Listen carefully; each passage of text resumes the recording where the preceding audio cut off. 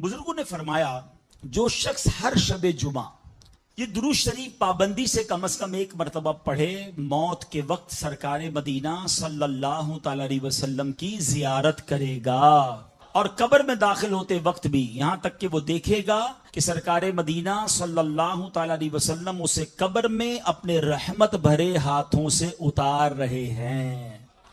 आइए मिलकर पढ़ लें, अल्लाहुम्मा सल्लि व सल्लिम व बारिक अला सय्यिदिना मुहम्मद अन्नबी अल उम्मी अल हबीबी अल आली अल क़द्री अल अज़ीमी अल जाह व अला आलिही व सहबिही वसल्लम। दुरूद पाक जब भी पढ़ें बड़ी बरकत वाला है, मगर सरकार दो आलम अलैहिस्सलातु वस्सलाम की बहुत सारी हदीसें हैं कि जिसमें ख़ास तौर पर सिर्फ जुमा के दिन दुरूद पाक पढ़ने के फ़ज़ाइल अलग से बयान किए गए।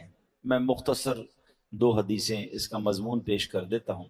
सरकार दो आलम सल्लल्लाहु तआला अलैहि वसल्लम ने फरमाया, जिसका मजमून है कि जो कोई शख्स जुमा के दिन 200 बार दुरूद पाक पढ़े, उसके 200 बरस के गुनाह मुआफ कर दिए जाते हैं।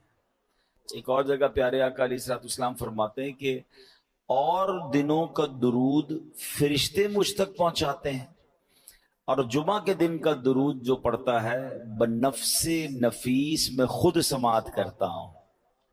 यानी डायरेक्ट डायलिंग होती है जुमे के दिन कि हम दुरूद पढ़ते हैं और प्यारे आका सल्लल्लाहु तआला अलैहि वसल्लम उसे खुद समात फरमाते हैं। आशिक रसूल के लिए इससे बड़ी क्या सआदत है। तो हमें चाहिए कि जुमा का दिन टारगेट पे ले लिया करें, जुमे के दिन का प्लान किया करें। अब देखें ना, अगर मिसाल के तौर पे कभी गवर्नमेंट की तरफ से या किसी इदारे की तरफ से कोई स्कीम लॉन्च हो जाए कि जनाब आज के दिन जो भी आप खरीदेंगे या जो भी आप खर्च करेंगे वो डबल आपको उसकी चीज़ मिलेगी, या आपकी जो नौकरी है या आपका कारोबार है, आप जितना कमाएंगे आज जो उसको डबल कर दिया जाएगा, तो हम उस दिन फिर कितनी मेहनत करेंगे। तो ये डबल नहीं हो रहा, मल्टीप्लाई बाय 70 हो रहा है और हर जुम्मे हो रहा है। अल्लाह करे कि हम जुम्मे की अहमियत समझें और ज़्यादा से ज़्यादा नेकियां किया करें।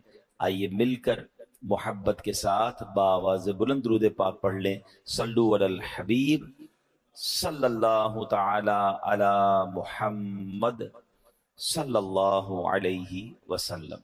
तो हम एक टॉपिक को कंटिन्यू कर रहे हैं और वो है कुरान की बातें। और कुरान में जा बजा बहुत सारी हमारे लिए रहनुमाइयाँ हैं, मगर बिलखुसूस हम कोशिश करते हैं कि हम उन आयतों को डिस्कस करें, उन आयतों के बारे में जानें कि जिसमें रब अज़्ज़ा वजल ने ईमान वालों से बराह रास्त बात की है। वैसे तो कुरान पाक में 6000 से ज़्यादा बहुत सारी आयतें हैं, लेकिन स्पेशली 89 के करीब वो आयतें हैं जिसमें अल्लाह ने या अय्युहल्लज़ीना आमनू, ए ईमान वालों कहकर मुझसे और आपसे बात की है। तो ये हम पर ज़रूरी भी है कि कम से कम वो आयतें तो पढ़ लें, उनको तो जाने कि उसमें मुझसे और आपसे रब ने क्या बात की है। देखें ना, दुनिया में हमें कोई हमारा प्यारा पैगाम देता है, मैसेज देता है, हम फौरन सुनते हैं कि मेरे बॉस का पैगाम है, मेरे दोस्त का पैगाम है, मेरे रिश्तेदार का पैगाम। अल्लाह का पैगाम नहीं पढ़ना है जिसने मुझे और आपको बनाया, उसका पैगाम हमारे पास वक्त ही नहीं है पढ़ने का। बहुत बड़ी तादाद में लोग हैं जो कुरान पढ़ते ही नहीं है, उसको समझते ही नहीं है। तो हमने सोचा कि क्यों ना कम से कम इन आयतों को एक एक करके बयान कर दिया जाए। आज की आयत वैसे भी बहुत ज़्यादा इम्पॉर्टेंट है और वो यूँ समझ लें कि आज के दौर के लिहाज से भी उसमें बड़ा उसका हमारा मामला जो है वो रेलेवेंट होता है।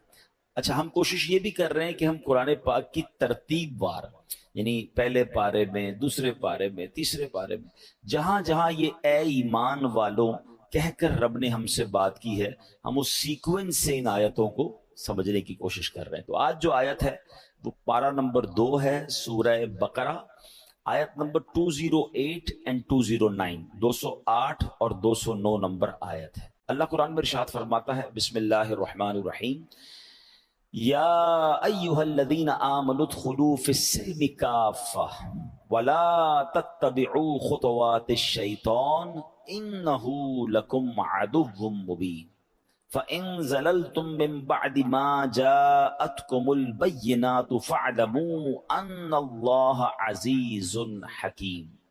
اب اس کا ترجمہ سنیں گے، آسان ترجمہ قرآن کنز العرفان۔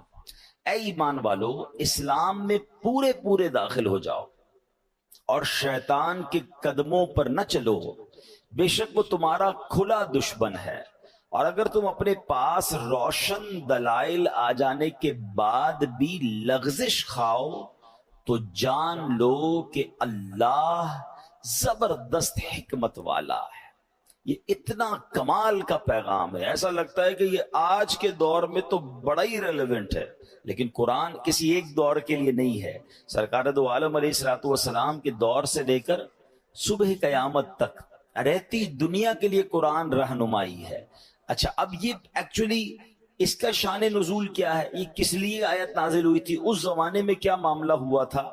اہل کتاب میں سے حضرت عبداللہ بن سلام رضی اللہ تعالیٰ اور ان کے اصحاب تاجدار رسالت صلی اللہ تعالیٰ علیہ وسلم پر ایمان لائے۔ یہ پہلے حضرت موسیٰ علیہ السلام کی شریعت پر عمل کرتے تھے، تورات پر عمل کرتے تھے۔ اب حضرت موسیٰ علیہ السلام کے جو زمانے کے تورات کے احکام تھے اس پر بھی قائم رہے اور اسلام بھی لے آئے۔ مثلا کے طور پر ہفتے کے دن کی وہ تعظیم کرتے تھے۔ یہودیوں میں تورات کے اندر ہفتے کے دن کی بڑی رسپیکٹ ہے، تو انہوں نے سوچا کہ اسلام میں ہفتے کے دن کی اگر ہم تعظیم کریں تو منع تو نہیں ہے نا، چلے ہم ایمان بھی لے آتے ہیں، مگر حضرت موسیٰ کی شریعت کا بھی ایک معاملہ جو وہ کنٹینیو کر لیتے ہیں۔ اسی طرح اس دن ہفتے کے دن شکار سے بچتے تھے اور اونٹنی کے دودھ اور گوشت سے بھی پرہیز کرتے تھے، کیونکہ یہودیوں میں تورات کے اندر لکھا ہے کہ اونٹنی کا دودھ اور گوشت وہ استعمال نہیں کرتے۔ وہ یہ سوچنے لگے کہ اگر ہم ان کو کنٹینیو بھی کریں تو اسلام کی مخالفت تو نہیں ہے، حضرت موسیٰ علیہ السلام کی شریعت پر بھی عمل ہو جائے گا۔ اس پر یہ آیت نازل ہوئی اور انہیں یہ حکم دیا گیا کہ اسلام کے احکام کی مکمل پیروی کرو، یعنی تورات کے احکام منسوخ ہو گئے ہیں، اب ان کی طرف توجہ نہ دو۔ اب یہ تو تھا وہ سینیریو، وہ معاملہ کہ جس پر یہ آیت نازل ہوئی۔ مگر جیسا میں نے کہا کہ قرآن صرف ایک دور کے لیے، ایک وقت کے لیے نہیں ہے۔ ہم مسلمان ہیں تو اس پر ہمیں پراؤڈ ہونا چاہیے، اس پر ہمیں فخر ہونا چاہیے۔ ہم کسی اور کی رعایت میں، کسی اور مذہب والوں کو خوش کرنے کے لیے، کسی اور سوسائٹی کو خوش کرنے کے لیے اپنے اسلام کے احکام کو کیوں پس پش ڈالنے کی کوشش کرتے ہیں؟ یہ جناب اس کو ببانگ دہل یا جس کو کہتے ہیں پراؤڈلی ہم اناؤنس کیوں نہیں کر رہے ہوتے؟ تو قرآن کہتا ہے ایمان والو اسلام میں پورے داخل ہو جاؤ، یہ آدھے داخل ہونا، پاؤ داخل ہونا، یہ ایمان کی پختگی نہیں ہے۔ دو جو اس میں مین چیزیں ہیں، نماز تو سب پر فرض ہو گئی ہے، روزہ فرض ہو گیا، ایمان ہم سب لے آئے۔ حج اور زکوٰۃ تو فرض ہی نہیں ہے اس پر جو غریب ہے، جس کا استطاعت نہیں ہے اس پر کوئی فرض نہیں ہے۔ تو شریعت نے امپوز نہیں کیا ہے، شریعت نے مجھ پر اور آپ پر لاگو اور لازم نہیں کر دیا کہ ہر بندہ ہی حج کرے گا، ہر بندہ ہی زکوٰۃ دے گا۔ بلکہ اگر زکوٰۃ کا دیکھیں تو کتنا شاندار قانون ہے کہ امیر کی جیب سے نکل کر غریب کے پاس پیسے جا رہے، کتنا خوبصورت اکانومی کا سسٹم ہے۔ حضرت عمر بن عبدالعزیز رضی اللہ عنہ کا یہ دور تھا کہ جس دور میں لوگ زکوٰۃ لے کر نکلتے تھے، زکوٰۃ لینے والا کوئی نہیں ہوتا تھا۔ کیوں؟ سب زکوٰۃ دیتے تھے۔ میں آپ کو بلیو کریں، آج بھی کہہ دوں کہ اگر پاکستان میں، باقی ملکوں کو چھوڑیں، جتنے لوگوں پر زکوٰۃ فرض ہے اور جتنی فرض ہے ایمانداری کے ساتھ وہ زکوٰۃ پوری نکالیں، اور جتنے زمیندار، پاکستان زرعی ملک ہے، جتنے زمینداروں پر زمین کی زکوٰۃ عشر جو کہ فرض ہے، اگر وہ ہر فصل پر اپنا عشر نکالیں، آپ یقین کریں پاکستان میں زکوٰۃ لے کر آپ نکلیں گے، لینے والا نہیں ہوگا۔ لوگوں کی زکوٰۃ انبلیویبل، آپ کی ہماری سوچ ہے اتنا پیسہ ہے لوگوں کے پاس، نکالتے ہی نہیں ہے۔ اگر اسلام کے احکام پر ہے ایمان والو اسلام میں پورے پورے داخل ہو جاؤ. اگر زکوٰۃ کے حکم کو ہی پراپر نافذ کر دیا جائے, آپ سوچ نہیں سکتے کتنا غریبوں کا بھلا ہو جائے گا. لوگ الحمدللہ نہال ہو جائیں گے. اگر 5% پاکستانی اگر صرف پاکستان کی بات کریں تو پراپر پوری زکوٰۃ نہیں نکال رہے ہوتے, جو ہماری کیلکولیشن ہو سکتا ہے 5 کی جگہ 10% ہو. تو یہ حال ہے. اسلام میں پورے پورے داخل ہونے کا مطلب یہ ہے ہمارا معاشرہ خوشحال ہو جائے گا. تو بات چل رہی تھی کہ ہمیں یہ بات سمجھنی ہے کہ جب شریعت, اچھا حج کی بات چل رہی تھی کہ جو استطاعت کے باوجود حج نہ کرے. حدیث پاک کا مضمون ہے, میرے آقا فرماتے ہیں ذرا ڈر جانا, اللہ کے حبیب علیہ الصلوۃ والسلام فرماتے ہیں کہ جو استطاعت کے باوجود حج نہ کرے, کوئی پرواہ نہیں کہ وہ عیسائی ہو کر مرے یا یہودی ہو کر مرے. یعنی اس کا مطلب یہ ہوا کہ جو استطاعت, اگین اس کے پاس پیسہ ہے, اس کے پاس اسباب ہے اور وہ حج نہیں کرتا, تو اس کے ایمان پر خاتمہ نہ ہونے کا خوف ہے. اگر کوئی میرا ایسا بھائی مجھے سن رہا ہے, میری کوئی ایسی بہن مجھے سن رہی ہے کہ جناب بعد میں کر لیں گے حج, اگلے سال کر لیں گے, ابھی ذرا بچی کی شادی کر لیں, ابھی ذرا گھر بنا لیں, فرض ہو گیا, اب تاخیر نہ کریں, اب جائیں فوراً کریں. اور میں آپ کو صحیح بتا رہا ہوں, اگر آپ کے کچھ مسئلے ہیں نا, لوگ کہتے ہیں بچی کی شادی ہو جائے, فلاں چیز ہو جائے, ارے ادھر جاؤ, ادھر جا کے سارے کام پہلے ہی ٹھیک ہو جاتے ہیں.